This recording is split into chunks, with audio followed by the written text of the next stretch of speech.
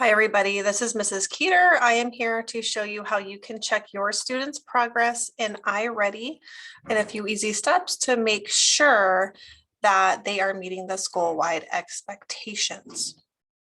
I'm going to share my screen. Okay, so the things that you will need in order to check their progress is you need their school email, which is their first name, period, last name at student, period, Somerset, NV.org. You will need your student's school ID number. That is their password. You can find that in Infinite Campus. If you have not been in Infinite Campus and need that information, Mrs. Schaff or Mrs. Godkin in the front office would be happy to help you with that. Okay. I'm going to close out of this and I am going to go step by step to show you how to access your students' iReady. So we do access iReady through Clever. Please do not go to iReady's website because you will not be able to enter that way. So you have to go to Clever. Okay. You can see mine went straight to my student because I've been in his account, but to show you, I'm going to log out. This is the home screen of Clever you will see. If you haven't done it before, Somerset Academy may not pop up, so you may have to search Somerset Sky Canyon. Click on that, and then in future logins, a lot of this will just automatically happen for you. So I'm going to click login with Google. And you can see I have several accounts to choose from. If you're not logged into a Google account, you'll have a space where you can enter your student's school email address. So I'm going to use my student's, his email address is here. So I know that's his school and not his personal. Now I'm going to double check that I'm on his page. Sometimes since I have a teacher account, it sometimes will go to my account. So I just double check, make sure I'm in my student's account and go to his iReady.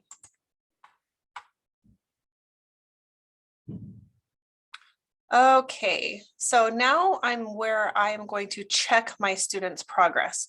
I do have to check progress for math and reading separately. So I'll start with reading.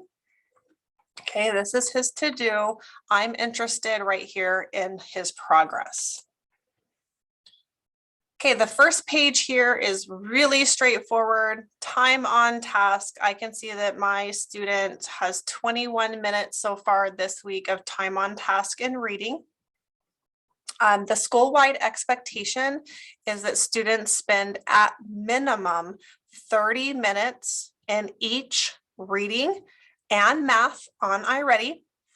A disclaimer here, some teachers, dependent upon dependent upon grade level, student needs, teachers take into account very different variables on what they expect weekly to make that determination. So your teacher's weekly expectation may be higher than the school's weekly expectation of 30 minutes. For example, in third grade, we do ask that our students complete 45 minutes for our grade level.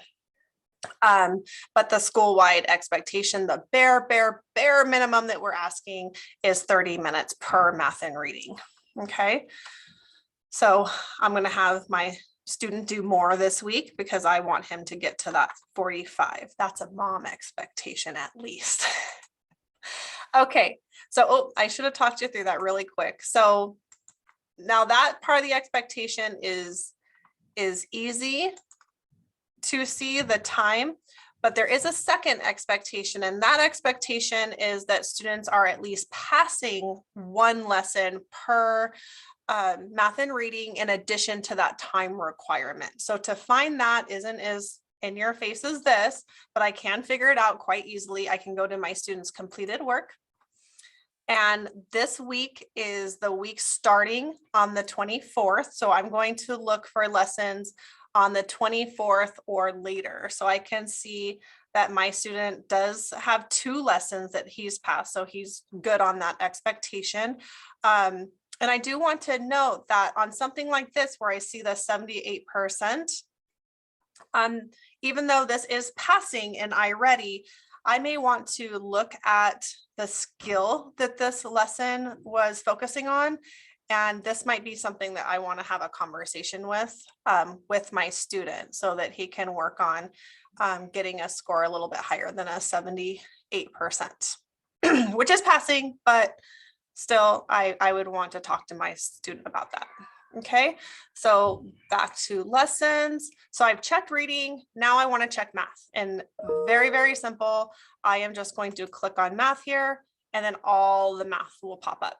So now, again, 30 minutes is the expectation for the school. I know my son's teachers may have a little bit different expectation. My grade level has a little different expectation for our kids. And you can see that my student has more than met the expectation.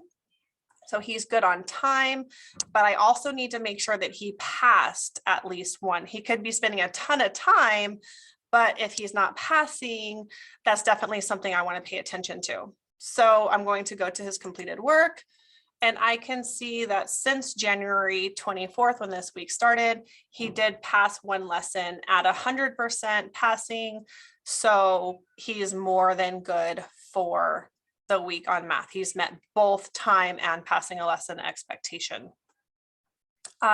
Something else I would like to show you, this may not apply to everybody. Not all teachers are assigning lessons in iReady, but some teachers are assigning lessons in iReady to align with classroom instruction and to give their students more practice. So if your teacher is doing this, you can see this, and I can see that my student has something due tomorrow and something due next week. If they have this past due, it will alert you. And so I think that that's something I definitely look at. Okay. So while we're here and I have your attention, quickly, I want to show you the Family Center.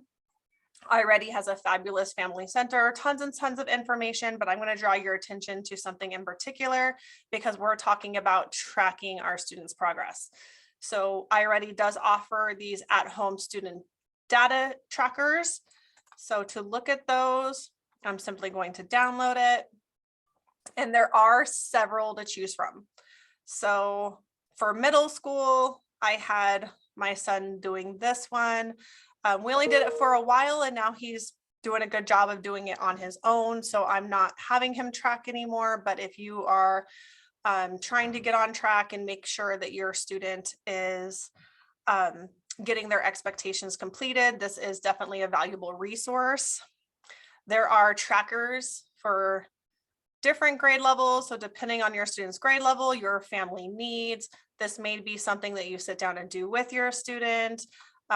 Maybe gradually release responsibility to them, and they can do it, again, dependent upon age and grade level of child. There's different ways you can use this resource. But with that, thank you for watching and helping keep track of your students' progress on iReady.